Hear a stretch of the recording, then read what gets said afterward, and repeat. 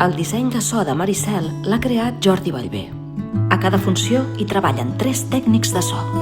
Bàsicament el que m'encarrego és de pujar volums i baixar volums a tots els actors que porten micro, que són tots, i de l'orquestra. Aquí tenim tots els micros de Maricel, que en un total tenim 24, i després sí que tenim que en Said i la Blanca en porten 2.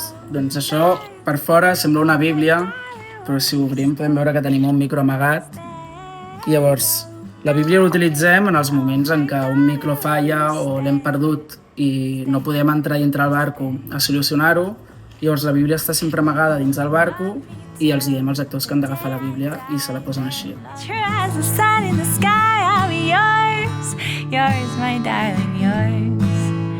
Una novetat respecte a aquest Maricel que no teníem abans és que aquí el Victoria no ha incorporat un sistema d'altaveus que es diu Fletcher, que bàsicament és com un Dolby Surround una mica més sofisticat, que el que ens permet és ubicar la font sonora al lloc exacte on està.